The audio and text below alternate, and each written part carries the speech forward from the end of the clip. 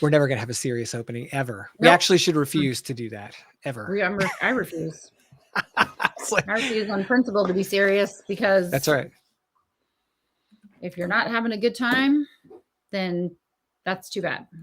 You're in the wrong place. That's right. Hey, everybody. How are you? Welcome to the Where's peoples. everybody? I had a few people message me and say they're going to watch. Oh, good. Yeah.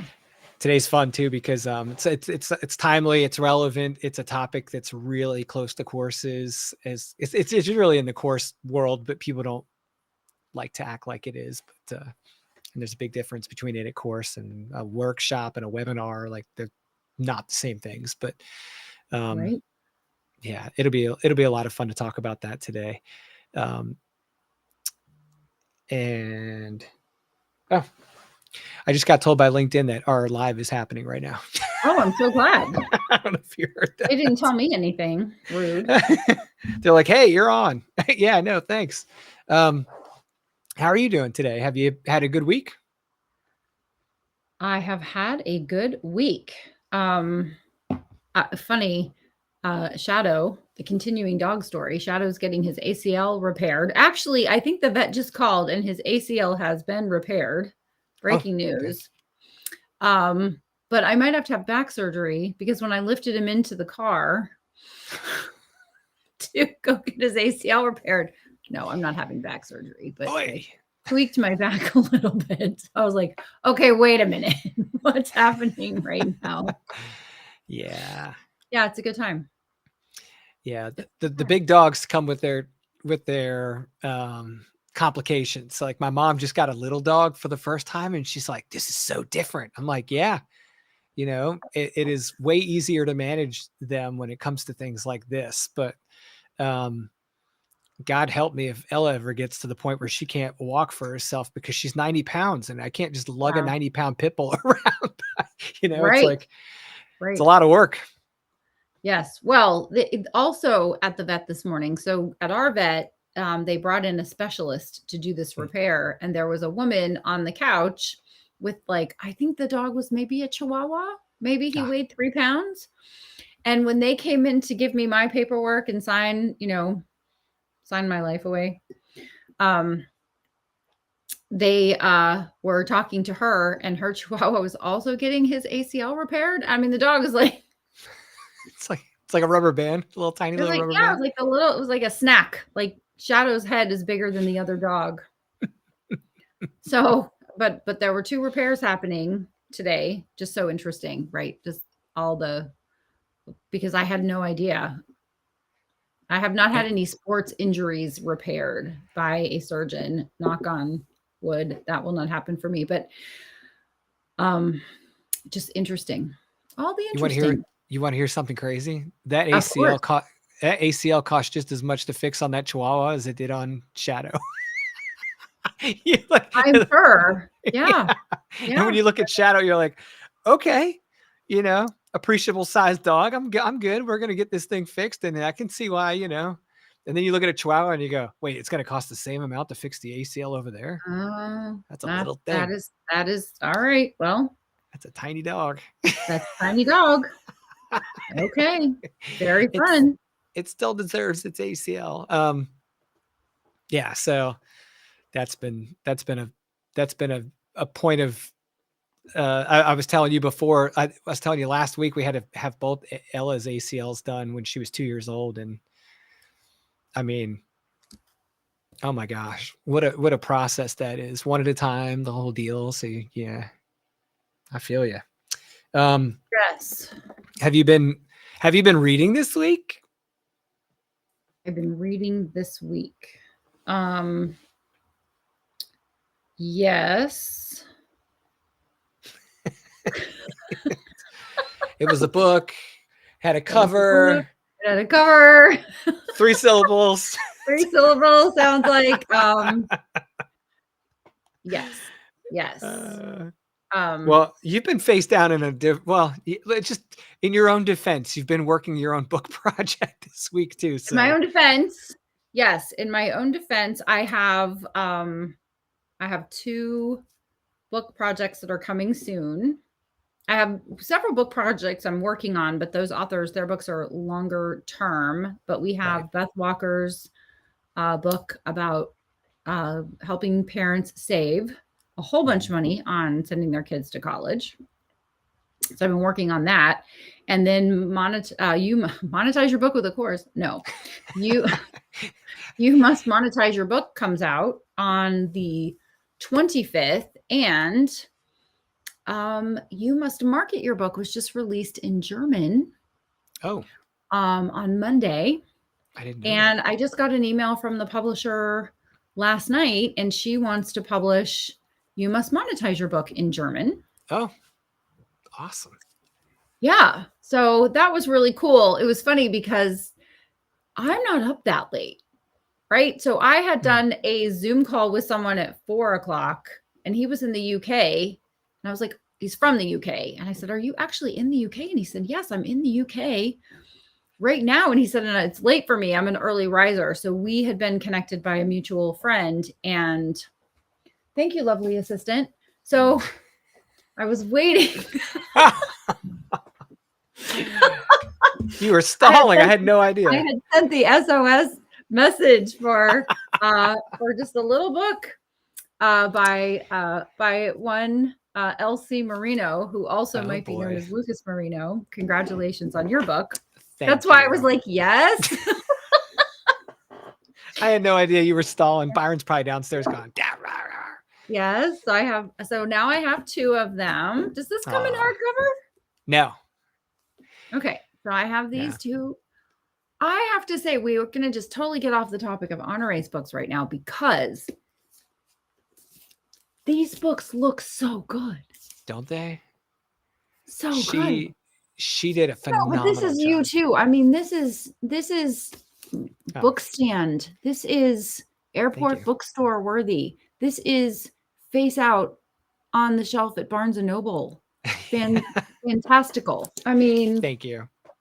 Absolutely fantastic. Well done. Thank you. So yes, I got a book, but I've just had all the things happen this week. Yeah. All the things happened this week, and it's a lot. I was at a luncheon yesterday, a business luncheon, and the host asked the question, do you have any tips on productivity? And then he's like, Honorary, I'm looking at you. And I said, I do have tips for productivity. And one of them is no is a complete sentence. And the other one I said was, I have JOMO, which is the joy of missing out. Oh, I've never heard of that. That's some people have. I made it up. I do not have FOMO. I have JOMO. I'm gonna make that into a t-shirt and give one to Tammy. Send it to me. Thank you. Yes. So I went against everything and I went to a dinner. The reservation for the dinner, Lucas, I give you 3 guesses. The first 2 don't count. What time did we start eating dinner? Well, okay. So that's not what time was the reservation for. Yeah. What time was the reservation for? Oh, okay. Reservation 7:00. 7:30. I was close. But you're talking to me. I know.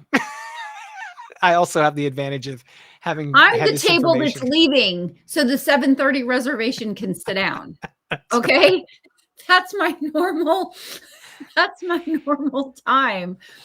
But we were invited to dinner, and we had the best time. And then, of course, I was like, okay, an hour for dinner, maybe an hour and a half. In the car by 9:00. Oh no. So I actually talked to a friend of mine. I had called on the way home, and she called back and she's like, what's wrong? Why are you up? 911. This is 911. What is your emergency? We're returning your call. What's happening? Yeah. So anyway. It's fun. Yes. So I went against everything. And so on the night before the surgery, I'm up way past my bedtime. So I am on all the coffee and all the things. So no, there was no reading last night because I didn't, get in the bed at 8:00, curl up with a book on the couch at 6:30. that did not happen. But also, it was fun to come out of my regimented rule following,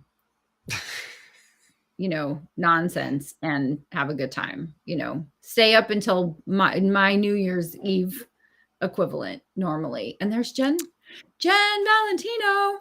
Happy birthday, Jen. Happy birthday, Jen. I was hoping you'd show up today so I could yell at you, happy birthday. Yeah, because she's not coming to the other thing. That's okay.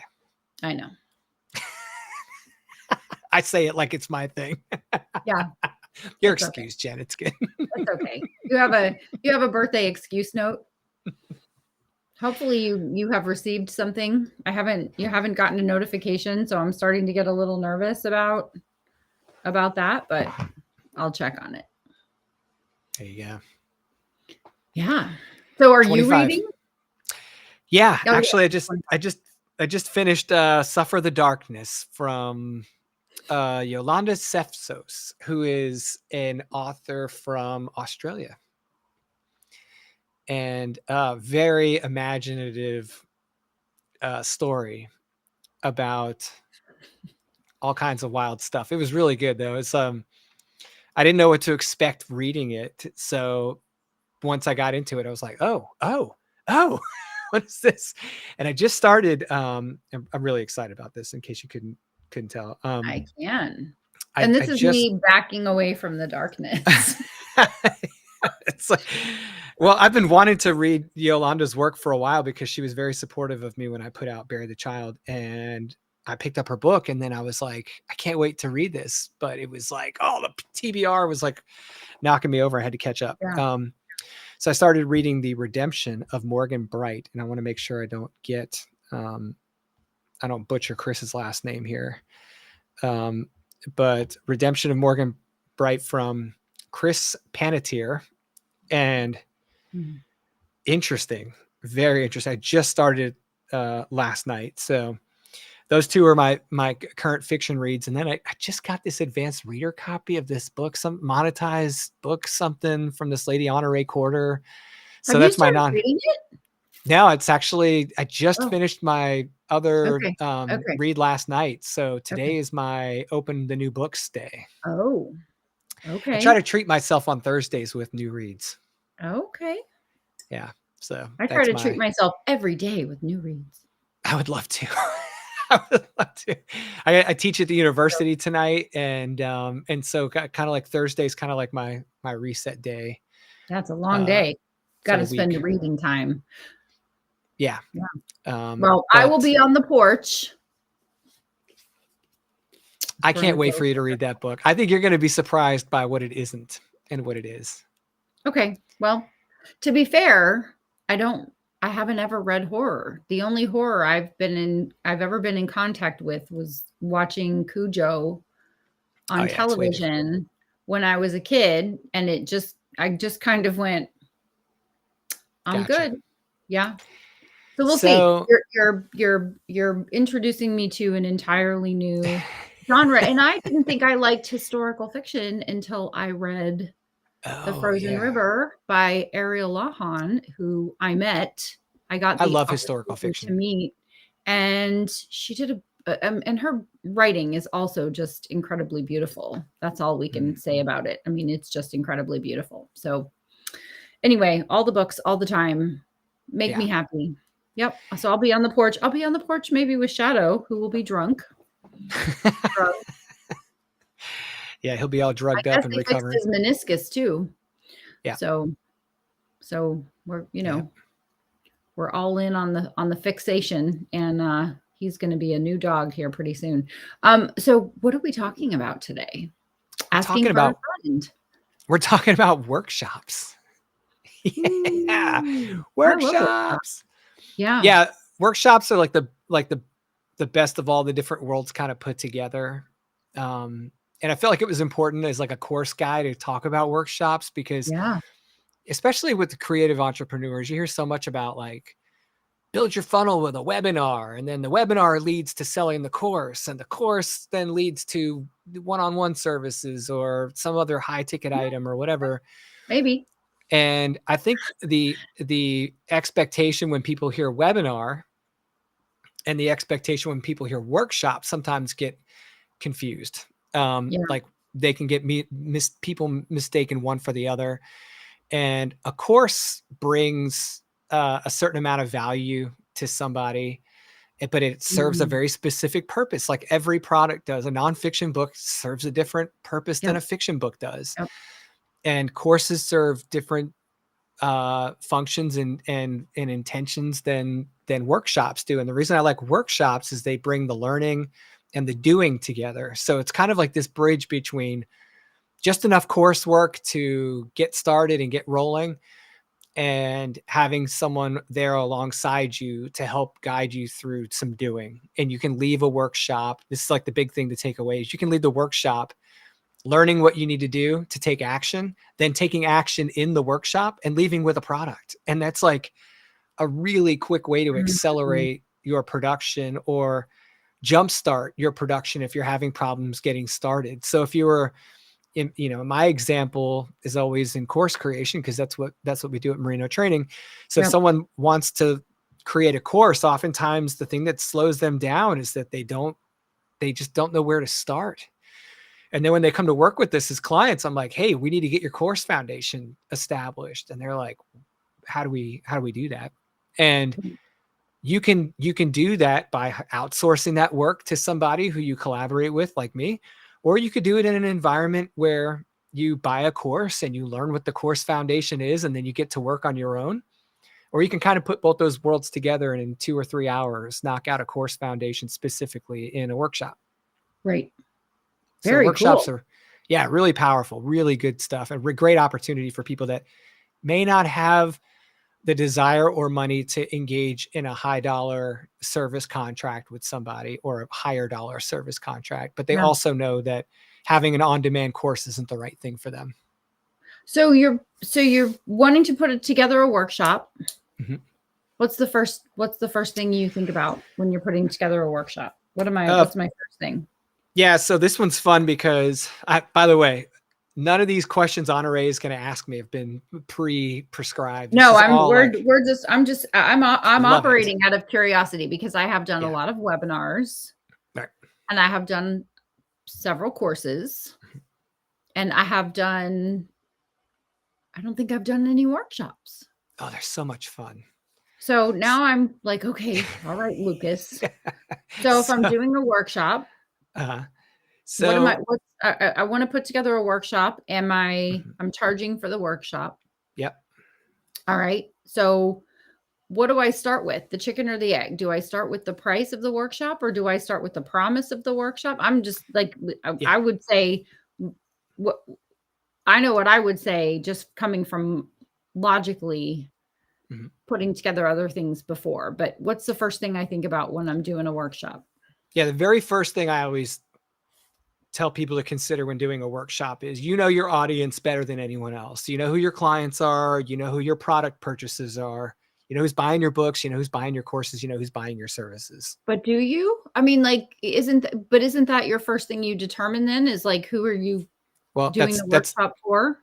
that's the next part. So Okay. if you know who those people are that come to your business that you talk to, Yep. and you've obviously screened people for client work, or you've sold courses to people, or you've engaged with people in your webinars, you've interacted with people that interact with your business. Yep. So a workshop should very, very, very, very carefully consider delivering on a promised outcome. A Okay. workshop should be like, we are going to work together to develop this thing for this type of person. So that person, that ideal attendee, ideal client, ideal learner, ideal workshop attendee, whatever you want to call them, that person comes in the door with a very specific need. And you're going to educate them and then help them develop a very specific outcome. And that could be like a course outline, or it could be like a book outline, or it could be Okay. whatever the Okay. outcome, the thing that you're going to Got it. build together, that has to Mhm. be a part of the baked in promise of the workshop. That is what So, you're there to create. so you're not getting them ready to do something they're actually doing something. You're going to do both of those things. You're going to educate them before you work, and then you're going to work. So if I Oh, I know, see. like, yeah. So for example, let's just take something that everyone's familiar with, an outline, right? So if we need to create a course outline or a book outline, whichever kind of product, you know the process you go through as a service provider to develop Yep. outlines for your clients. Yep. And it's fairly repetitive process. It works every time. It's just the person's nuance, their topic, all those things have to be considered. But normally when you sit down with someone and you work with them one-on-one, you go through a series of questions or through your own process that helps them understand what answers to give you or how to work together to create this outline for their project. So whether that be a book or a course. So you know what you have to teach in order to get to that point in the project, Mm-hmm. right? Mm-hmm. They have to understand the right way to think about an outline. They have to understand exactly what the outline should contain and what it should do and what it shouldn't contain and what it shouldn't do. And once you can give the people in the workshop a lesson on exactly how to approach the thing you're going to do together, you're going to educate them on that topic. You're not going to give them the history of books or the history of courses. Right. You're not going to tell them about all the things that are coming 6 months from now or the whole process for developing a course or developing a book. It's specifically geared toward, let's get your course outlined.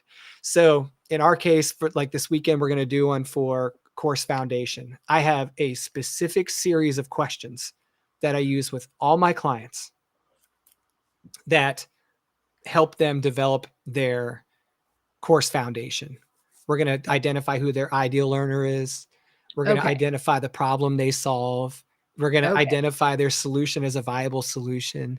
Got it. We're going to very specifically outline what outcome they're going to create for their course attendees. And Okay. then we're going to talk about how that fits into their course outline, how they need to approach their course outline. That's the foundation of the course. It's a bit of business justification, but it's Mm-hmm. also a bit of product development. And so people underestimate that, like, you have to go through a very specific way of thinking about those things in order to Right. do that properly. And so I'm going to educate them on exactly what each of those elements are and how we think about them. And then we're going to work on that and develop that together. And then we'll do feedback on what they've come up with and make sure that everyone's using the right approach. They're thinking about it. They're firming up and solidifying their product so that when they leave the workshop, they've been educated on what that foundation is, how it's supposed to work, how to get Right. it. Oh, and then we did it together. And they walked away with their I like foundation it. identified. I like it. So Jen has a comment. Cool. I want to Mhm. do a spring equinox manifesting workshop and writing workshop for turning pain into purpose. I love this. Yes. And so how long is a workshop? How long does a workshop last? And is it the it depends answer? Are you going to give me the lawyer answer, or is there a Yeah. standard for? Well, but I mean, Yeah. I think you would have to consider Mhm. how long people can Yep. focus on something before their sponge is full, right? Before they Correct. just there's a point of Correct. diminishing returns of time. So Yep. what do we consider with that? Yeah, my general rule of thumb is that it's somewhere between 2 and 4 hours. And the reason I say somewhere between 2 and 4 hours is it depends on the complexity of the topic and how much time it takes to Sure. do the work. Now, it's not all about like how much time it takes to teach them. It's about how much time it takes to do the work, because even if they leave like with a fairly good understanding of what you have to do, they will be satisfied with that as long as they leave with the product. They need to leave with the product. So Okay. you have to consider, how long would it take if I taught them this in 30 minutes, these elements, Right. or even in Can an they learn hour, that fast, or is it too right? complex? Yep. So if we do a 45-minute lesson with 15 minutes for Q&A back and forth, and we give ourselves a little bit of, can we do the work in an hour after that? Can we do that? It's like you have to ask yourself, how long would it take for us to learn this and then do this? And if you can do it in under 4 hours, you've got a viable opportunity for a workshop. If you can't do it in under 4 hours, you need to ask if it's worth doing that much work in one session. 4 hours is so long because I think about our EBM meetings and I think about the live Q&As that I do. So Mhm. if you're choosing a 3 or 4 hour stint, do you then add an intermission? I add a 15-minute intermission for every hour. Oh, good. Okay. Yep. Yep. Okay. So using the standards, but the general best practices for like course delivery, Yeah. we would learn for no more than like 45 minutes to an hour. Right. I try to do a 45-minute block of education, a 15-minute break, 10-minute break at the minimum. Okay. So 10 to 15-minute break, everyone come back. They've got their minds kind of cleared a little bit. If we have more Sure. education, then we do that. If we have work to do, then Uh, we do that. So you can stagger that too. You don't have to do all the education up front and then all the yeah. work. You can do education work. So sometimes it's better to just take steps going, learn, act, learn, Sure. act, learn, act, Sure. right? I'm more of a no breaks person. So Well, that's where 2 hours is great because you can get away with a 2-hour workshop yeah. with no break Yeah. if when you're working, it's a fairly active work period. Right. Because So the time flies and people don't feel yeah. like they need a And break. and you're Yeah. talking. It's not like they're just sitting there trying to listen to someone, which is Sure. where that's when the mind numbing starts to come in after 45 Yeah. minutes. Okay. Hmm. Awesome. And so you're doing a workshop in a Yeah. couple of days on Right. course foundations. And what will people leave with? What's the promise of the course or of So the workshop? yeah. So I have a standard product in my service that I provide all course creators. Sometimes they don't even know I'm using it. We're just going through a session together where I'm like, we need to build this foundation for your course. We need to identify who your ideal client is. Hmm. So we're going to do that. We need to identify what problem you're solving for them. We're going to do that. We need to identify what the outcomes are if they can solve their problem with your course. We're going to Right. do that. You're going to document all of that. Then I'm going to ask you, well, like who's like, are there applications to this thing that you're teaching? Like, where would these people apply this stuff? And we'll Okay. go through all of that. Like, how much urgency is there in these people learning and doing this thing that you're going to teach them? What's the reality versus the urgency? Like, some people are like really excited to learn something from you, but the reality is it might take them 6 months to do it. So we have to kind of hash all that out together. Then we Okay. talk about um then we talk about like, okay, now that we understand who your ideal client is, we understand their problem, we understand your solution, and we understand the outcome that they can achieve with your course. Let's Right. talk about how all this fits into creating an outline for your course. And then we go through that process Okay. because in curriculum development, you don't want to give them too much and you definitely can't give them too little. So we have to kind of balance um, the justification and the course foundation with the outline, because the outline really becomes what you're going to deliver. So if you can leave a workshop where you can go through all of this really detailed yet nuanced discussion and leave with that course foundation identified, documented, and then your course outline Yep. developed in accordance with that foundation, you're ready to start developing your course. Like, you can literally start creating your content right away after that. So the workshop is really great. I can see doing one for maybe even like write your first nonfiction book Sure. Mhm. because it gets people out of analysis paralysis. Exactly. Do I like blue or red? Do I like light blue or dark blue? Do I want You do not love red. If we're talking oh, about but cover design, right? It's like right, that well, kind of conversation happens. Yeah. right, but I can see where people overthink themselves into inaction. So if you Mhm. go into the workshop and you say, okay, you're going to come out of this with your outline, which includes your chapter titles, which includes effective chapter titling. We're going to flush out the title and subtitle of the book based on, right? So I can see where Sure. then you go, okay, now you have your outline. You already know what to say Right. about each of these things that you've chosen. Now the next logical step is to set aside time to write, That's it. to not go back and say, well, should chapter 6 be chapter 5? Yep. Do I really want to write about kitten leg warmers or do I want to write about, raising llamas? We've Right. already made that decision. And Yes. now you have a direction. So it gets people out of analysis paralysis. It sounds like that's Right. the great purpose of a workshop. Yeah, it's a point of action. It's not just learning. A course would do that for you. If all you needed to do was teach people and then leave them alone, you could just teach them Sure. in a course, even a live course, right? It could be like, hey, I'm going to do a 1 or 2 hour Right. live lesson on this topic, Yeah. which is, by the way, if it's unpaid, that's kind of what webinars are, right? Webinars are information products, Sure. you And I know. think webinars also don't have that promise of leaving with something. Now, You give webinars, people enough I right? think this is my perception of webinars and how I have run them. Although I try to be very educational and have people leave with something, Mhm. because I don't want to waste someone's time. Right, I want them to leave with something, but not with everything. But the purpose of a webinar is for people to have an understanding of how much they don't know.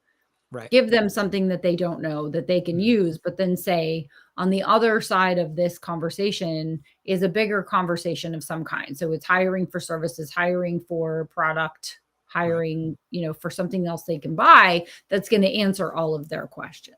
right.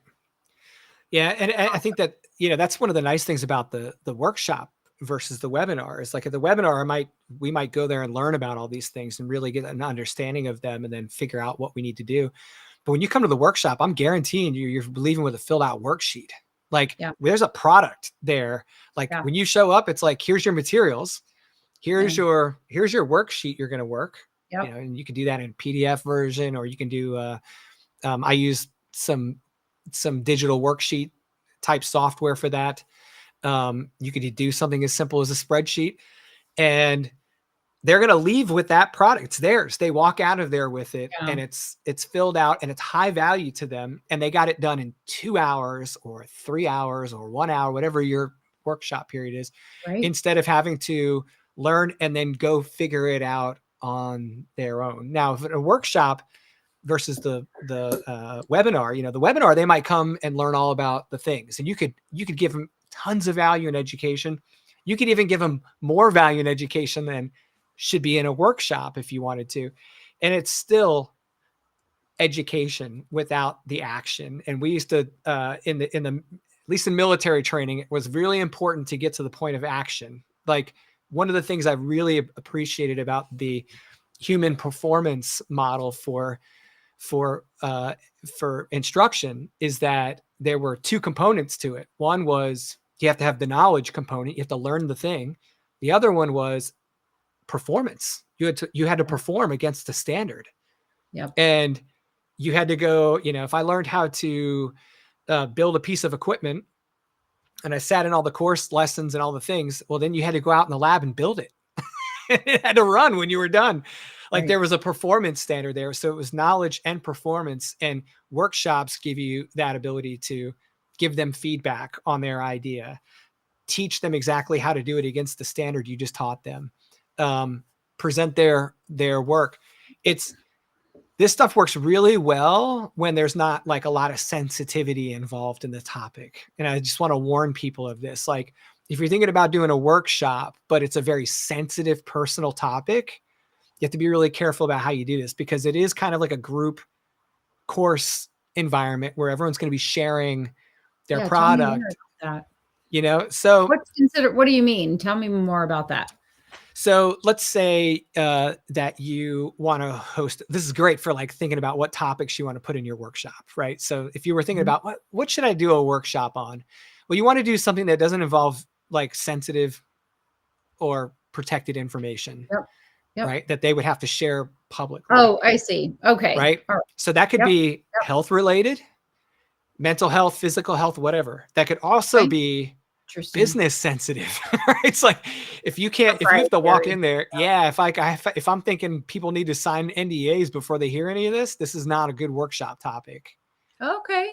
Okay. right? Fair. Yep. Yeah. So if you're like, hey, we're going to get together, I'm going to teach you how to build a good business plan for your business, which, you know, um, I'm not going to ask you to share the very specific detailed numbers No. and things that are in your business plan with the group.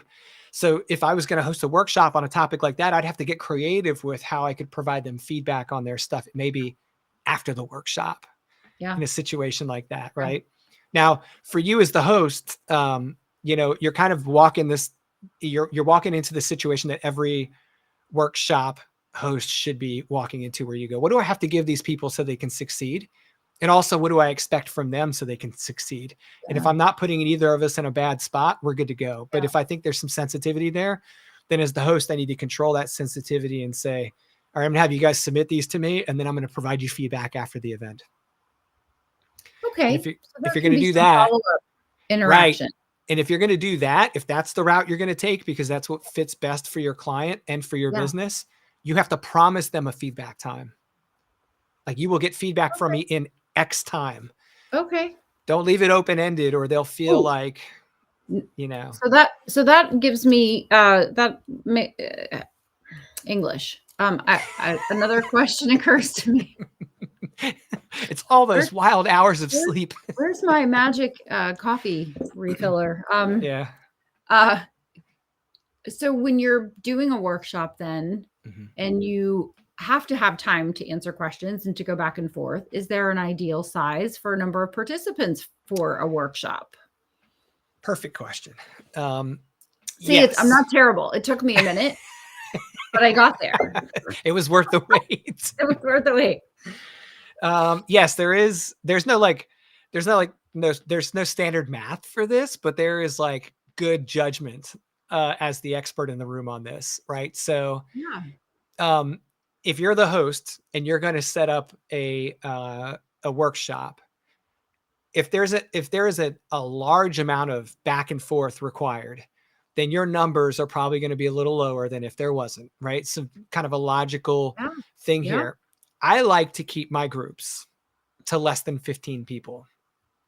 So for me, and this is just because I teach regularly, I teach, every week, at least once I'm teaching classes at the university or in my business, or both. And I know what my ideal class size is if I want interaction in a certain period of time. And because so too big, people can hide. That's right. And too small, there's not enough interaction or energy to kind of really get things going. Also, it needs to be worth everyone's while. So as the business owner, if you're going to charge, like I'm charging $97 a seat in the workshop this weekend, I know that if that person were to hire me one-on-one, it would cost many multiples of that. So there's automatically a value there for them. When it comes to the price, it is very much in their favor to do the workshop versus a one-on-one if they're comfortable in that environment. It also gives me the ability to fill my hour or two with more than one person, right? And so I need to make sure that I'm giving them the appropriate amount of attention and value for that time and financial investment in the workshop. Right. So I will say, all right, I've got 5 main objectives for the workshop. And each of those main objectives deserves 20 minutes worth of work. So that comes out to 100 minutes of work. So we're automatically into the 2-hour block, right? We're going to need up to 2 hours for this. And if I thought that I needed more than 20 minutes of interaction with the number of people I've capped the room at, which in my case is any number under 15. I would rather get done earlier and either provide more help and dive in a little deeper than run out of time and leave people feeling unfulfilled. So think about the number of solve that. You have to fulfill the promise. They have to leave with their product. So if I have 15 people, can I do that topic in 20 minutes? Back and forth. No. You know what I'm saying? Like, you have to kind of like break it down to its elements and go, I have 5 objectives. If I had 15 people, like that's a lot to work through. Like maybe I need to cap the room at some 10. people will get it without having to go back and forth with you, but you can't count on that. You can't count on. Correct. Right. You have to, it's kind of like my Q&As for my courses. Right. I have, it has to be long enough that everyone can get their questions answered. That's right. The other thing you have to be aware of in that same equation or same element of planning your workshop is that you can't let the conversations go too long. So you have to be very careful about regulating the time in the group. Yeah. And doing it in a very professional and respectful way, because one person can't capitalize on all the time. And What do 10 you do? people. How do you, I mean, I know what I do, but how do you diplomatically say to someone without offering more of your time? Because that's Mhm. like some people go, I need a subtitle for my book. And it can take a while to flesh that Yeah. out. And Yeah. without saying, oh, well, let me just talk to you later about this and offering more time Mhm. outside of the workshop, how would you suggest someone who's new at running a workshop handle that? Yeah. I'm a big proponent of setting the ground rules at the opening for this. We have a lot to get through. Here are the things we're absolutely going to do today. And here are Yeah. the things that could keep us from getting there. So, in Oh, order to control the time period for each of these objectives, we're going to set each objective at X amount of time. And we're going to go around the room once before we go around again. So, we're not going to give someone 5 questions back to back that aren't oh, helpful to great. everyone else. Yeah. Right. We're going to go around, and I've already got some preset questions that Do I you know play are going the to be gong popular. show? Like when you Yeah. ring the Well, gong, someone's I out of time. yeah, I'm a big fan of like giving them structure with a smile on my face. I'm like, hey, this is going to be a lot of fun, but we're going to do a lot in a very short period of time. So Yeah. bear with me. And and I will be very, I won't hesitate to tell everyone if we're falling behind. So don't take it personal if I'm like, hey, we're going to have to come back to that. Or if, hey, like I need you to think about it this way while we move to the next topic. Got it. That's Right. awesome. Like sometimes you can provide them with the information they need to make the decision, especially if it's outside the scope of really what you're doing. Cause oftentimes we get a Yeah. question that's like, dude, that's a really good question. And everyone in the room is going to love that question. And I can answer it in 2 minutes or I can answer it in 2 hours. And I got 2 minutes today. So, you know, Right. if I Right. really feel like it's something that is critical for them, I'm going to potentially follow up after the event. So sometimes it's really good Yeah. for you to go, you know what? I really want to answer that. And I'm going to answer that for you in an email or in a live video after the event. So as the instructor, you can Mhm. create another business asset Sure. and answer that question, because chances are if someone has that question, many people will have that question, and it offers Yeah. an opportunity for you to allocate more time to it, but not once, but Right. something that a lot of people can benefit from. Yeah. I love that. And another thing I'm a really big fan of, you get this a lot in live courses on site. It's like, well, we've got the parking lot. You know, we've got this board over here. We're going to write all the questions down that we don't get to today. Mm, You know, like you don't want people to feel like their questions went unanswered or right. that's Yeah. one thing. To ignore their question or forget it is a whole nother deal. So I'm a Yeah. big fan of having a parking lot of some sort where people can dump their questions. It might be a chat. Yeah. It might be a document that you share with everyone and say, put your questions in the Oh, document, put your okay. questions in the chat. And then you can Mm, download that and do a Q&A email afterward. Hey, any questions we didn't right. get to, I'm going to answer and send out to everyone in an email. So every Right. question gets addressed. Okay. No, leave no man behind kind of thing. Leave no man behind. I like it. I Right. like it. That's very cool. Does your workshop come with these tips for how to conduct a workshop from the, because you've mentioned some very important things, which Right. is setting expectations with a smile Right. and right, keeping to time and how to handle people. And sometimes people come and they don't, I don't think they're not malicious, Right. but they're just like, oh my gosh, I've got you. I want to have all my questions answered. And they forget, or they don't have the awareness that there are other students in the room Right. that they Yeah. need to consider. So they just keep, I have another, I have another, I have another. Will you be providing that? Or will you have to do a different workshop on On workshops. workshop? Well, on Yeah. conducting a workshop, not Yeah. right. Like, I Sure. think that's really important, because the whole hosting part of anything. How do you host a Q&A, a mastermind meeting, a in person, a luncheon, something like that? Like those are all skills, and it's just as easy to be ineffective as it is to be effective, right? Oh, absolutely. And there's no perfect host, but there's some really good ways to do it, that you're definitely going to want to be aware of. And there's some definite things you don't want to do that you need to be aware of. Right. That in this particular workshop, they'll learn a little bit of that through their experience in the workshop, but the workshop is specifically geared toward helping them create their course foundation. So, but it's funny you bring that up because I've thought about creating a course and workshop on workshops. So, just last night, I was telling Tammy, I was like, man, I might need to put together a mini course on how to host workshops. So I heard a great line the other day, and I think it's just helpful to have language. And I was talking to someone, and he was new to town, and he met this gentleman who said, here's who you need to know, and I can make those introductions. And he was like, great. Oh my gosh, an introduction to all these people and all these things would be great. And the guy then asked him a question that he never forgot, which I think is so valuable. And it was, how do you plan to compensate me for my effort? Okay. Because I think a lot of people, they would never call an attorney and say, can I have free advice? Can I have free legal advice? Because you expect to get a bill. You wouldn't go to the dentist and go, could you just clean this one tooth for me? Like or I have a cavity. Can you just take care of this? And then go up to the counter and be like, hey, that was awesome. Thank you so much. I'm going to post a thank you on my Facebook.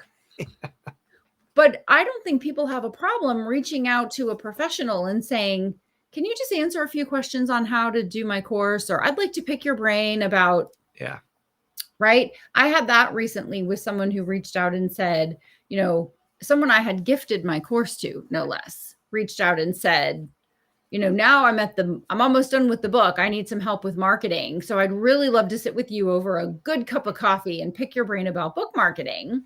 The longest cup of coffee ever. Right. And I just said, you have access to this course. You have access to this book. I suggest you take full advantage of those. Or this is what I charge for an hour to consult with you on book marketing. All of that to say is I think the language around hosting a workshop is very important too. So that gives you the workshop person, the workshop expert, perhaps another workshop on how do you conduct a workshop so that you can get through all of those things and you can serve all of those people, because people are interesting and they have different personalities and levels of awareness and desired outcomes, and knowing how to kind of say, hey, I absolutely want to hear every word that you have to say. And I have these other people that I need to serve, and make sure that they're heard as well. Yeah, I appreciate that. I think it's very important. In fact, not only like with the time requirement that we talked about in the beginning, where I'm very clear about like, we need to move on this schedule for the workshop, the inside the workshop schedule. I tell them up front, my promise to you is your promise to everyone. Like my promise to you as an attendee is that you will achieve these things in this 2 hours, period, over and out. Everything else is secondary. We have to do these things. So if it doesn't serve these things, it gets put on the back burner. If we have time at the end, we'll work toward that. Right. But like just that little bit of like structure goes a really long way toward helping with kind of managing those expectations for like what outside of the scope we should talk about, maybe when we should talk about it. And that's so helpful if you've never run a workshop before and you don't teach on a regular basis. These are all things that you've learned, I'm sure, over years and years of being in the military and doing training and managing people and managing events. They're all coming into play in this particular situation. And you probably have so much knowledge that you need to do another workshop. But let's talk about the one you are doing. You're welcome. All the homework. Well, this is like the same situation with the book, right? Leave it to a fellow author to give you a book idea. I know. I remember saying to my editor, did you just give me another book to write? at one time. Yeah. They're like, yes, So, I did. And here's the contract for that book. yeah, They can't wait to yes. edit it. Can't wait to edit it. Here, please pay your 50% deposit today. That's right. So how do people find out more? What's the name of the workshop you're doing? How do people find out more about it? You mentioned that it's $97. It's this Saturday. What time does it start? What time does it end? Who's Yeah. the ideal person to take the workshop? I'll drop this. It's in the show description notes. There's a link, Great, but I'll drop it great, in the chat as well for anyone great. that's watching. So this one is a live virtual workshop. It's this Saturday, March 16th from 10 a.m. Eastern to noon Eastern. And I Okay. chose that time after conducting a poll. So if you guys are curious, like, where'd you come up with those times? I asked people, hey, Yeah, great. if you were to attend a live workshop, would you rather do it on a Wednesday afternoon in this block of 4 hours or Oh, on a Saturday in this yeah, block of 4 hours? And I got a 50-50 response. so I understand that there are people who need the outside of the work hours and the people who inside the work hours is their work hours to do what they're doing. And so yeah. I offered to do this for the Saturday crowd first. And so it'll be this Saturday from 10 a.m. to noon Eastern time. And Sweet. again, let me drop that link for you real quick. And then I have another question. Okay. I did something weird. Oh, there we go. Okay. To the workshop. And so the fun part about this particular workshop is it's a series of workshops. And this is just the first Oh, great. chance in the series to learn. So I have a newsletter called Course Foundations. And it teaches people all the fundamental elements of email. It's an email newsletter. Fundamental Awesome. elements of developing a course. Like these are the things that every course creator should think about. Well, Yes. I gear my workshops around those same fundamentals. Like you have to have these things and they're valuable to every course creator. This one Yep. in particular sets you up to develop your curriculum, which is what a lot of my clients come to me for. So when Yep. I thought about what should I do a workshop on, I thought about, well, what is really valuable to my one-on-one clients and what is almost every client come to me asking for? Yeah. And so if I could put those two things together, there's a potential that there's an audience that will value that offer. So my next question is, Mm-hmm. what if it's Thursday and Saturday I have plans? I have my kid's soccer game or I am otherwise occupied. What's the answer? Do I need to wait for you to do the workshop again? Will there be a replay? Will the replay cost the same or be less? Can I take the other workshops if I don't take the first one? What's happening? What's happening, Yeah. Lucas? That was 7 questions. Go. Yeah. So there's a couple of questions in there. I'll take the one that kind of has a dependency. So I make my workshops so that they're one-offs, even though they're related. You can take one without having to take the others. That makes it really flexible. So that if someone doesn't get in the door on day one, they don't feel like there's no opportunity for them to benefit from a future workshop until that series is over. If you're going to do a series, you can either do it that way so that everyone has to attend. And if you're going to do that, I would sell it as one series, one purchase. Yep. Right now, with me breaking mine up and offering them in different time periods and different events and all the things, even though it's all around the same series, but they're standalone workshops, I sell each one individually. Now, if someone were to enroll in this individual workshop on curriculum focus this weekend and building their course foundation, and something came up on Saturday morning before the workshop and they were unable to attend, I can offer them a recording of the session, but they will absolutely miss out on the nuance and working with that is only found in the live session. And that's the beauty of the workshop, is that you're there working with. You're there working, right. Right. But okay. So if something did come up, you can either, and this is just like general web or workshop hosting type information, you can either offer those people a recording of the session, or you can tell them, would you like to reschedule for the next time I hold this, or would you like a refund? Okay. Yeah. And give them the opportunity to discern which path is best for them. Yeah. And so then as the host, you sell the seats. When's the, I can't reschedule, I can't get a refund. Like, what's a policy that's good to have? Like, what's a minimum number of people you want to enroll to conduct the workshop? Or do you, if one person pays, do you show up and work with them? If someone decides 10 minutes before they want a refund, do you do that? Or is it 24 hours? Like, what are some good things to think about? So, and this is very much about you as the course host. I can give you some advice on this, but you have to kind of come up with you have to agree to what's comfortable for you, right? Sure. Everyone's situation's a little different. My opportunity cost may be different than some other course or workshop hosts opportunity cost, or whatever they think that they could be doing with that time. So I will just say my general rule of thumb is that if I have one person pay, I will show up. That's the way I roll. I've actually held live courses before where I had one person enroll in an afternoon on a Friday.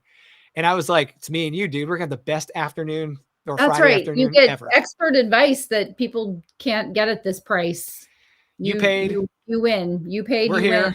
That's awesome. Let's do it. So let's go. I sometimes like that because then it allows me to just go deep with someone. Yeah. And I also just want, absolutely. By the way, they are getting a ton of value in that situation, which is great. Like, we love to give that value, and they get to receive it. So that's great. Yeah. The other thing about that is I don't like the back and forth in my head where if like, man, if I had just priced this a little higher, I could afford to do this for one or two people if they showed up. Like, I set my price so that if one person shows up, I'm happy to show up with them. Right? Like, there's no regrets on my behalf. If there is a situation where your workshop is priced much lower than that threshold for you, and you're not comfortable with that, then I think you need to set a minimum enrollment expectation and open your enrollment period for a little bit longer time. Give people an opportunity to come in. Also, a no refunds policy is something I would consider as well. And the reason for that is the lower the price point, the more unstable the people sometimes can become when it comes to committing to the event. Yeah. I hate to say that, but that's just what happens. The lower you drive the price, the more variation of the type of person you attract to that. And some people are more serious than others are. And you don't want the serious people to suffer for the lack of seriousness that the lower price point can sometimes attract. And so you need to just make it like it's a no refund policy unless the person attends and you don't deliver. Now, I'm okay with that refund policy where you're like, if we all show up and it's a live virtual event and my feed is garbage and I don't deliver, like, here's your money back. I'm okay with that. That's but these will not be like back and forth, like subjective criteria. It's like very clear cut. Like, I was unable to host it, you get your money back, kind of thing. Yeah, of course. Yeah. So we're at the end of our time. I have one last question, and then we can just tell people once again about the workshop. You said it's part of a series. When do you anticipate doing number 2 in the series? How fast will you follow the first one with the second one? So my general rule of thumb is I try to do mine no more frequently than every 2 weeks and no less frequently than once a month. Depending on how, and I'm kind of haven't committed to my second date yet because I wanted to see what my enrollment was for this first one. If the enrollment surpasses my room threshold, I will intentionally provide that same workshop again in my next opportunity instead of moving into the next point in the series. So I'll figure that out probably tomorrow afternoon. Yeah, sure. That's awesome. Yeah. Well, so say the name of the workshop again, please. All right. It is a curriculum focus workshop, and it's called Build Your Course Foundation. And awesome. in the curriculum focus, we cover goals, objectives, and outlines of your course. Awesome. Perfect. Links are in the chat. We've got about 46 hours before it starts. So now is a great time to get your seat for that, and maybe find a buddy who wants to do a course and bring them along with you. And it just sounds like it's so much fun. And of course, you are just a wealth of knowledge. So it is a steal at $97 to get a seat in your room, which is amazing. Thank you. Yeah. Well, thank you everyone for tuning in this week and hearing about workshops. I learned a lot. This was really great. This was well, because it's nuanced, which I like. I like the nuance and the opportunity to provide value for people and for them to walk away with something. So I might consider doing a book outline creation workshop, because I think we could do a title, a subtitle, and a complete outline for a book. Oh yeah. In 2 hours. And then that would get people out of inaction and into action, which makes me very happy. So I'm going to consider doing my own workshop, Lucas. Excellent. So thank you for that. Yeah. And of course, as always, this is a blast to hang out with you every Thursday. So if this is your first time that you've ever met us, we didn't even say who we are and what we do at the beginning. You know, we're such professionals. I mean, we set the standard. Lucas helps people to turn their books into courses or to create online courses. And I help people to write, publish, and monetize their books. And we are here every Thursday at 10 Central, 11 Eastern, to educate you on all aspects of writing, publishing, and monetizing your books and building your empire. And that is what we do. And we are happy to serve. And we would love to hear your questions, to talk to you if you have an interest in writing, publishing, or monetizing your book, turning it into a course, or any number of other income streams, including workshops. And so if you would like and love and ring the bell and subscribe and all the things, leave your questions, reach out to us, let us know you're listening or watching, even if you haven't said hi before, and especially if you've said hi before. And we'll see you next week. Yes, ma'am. Thank you guys so much. We'll see you then. Bye, everybody.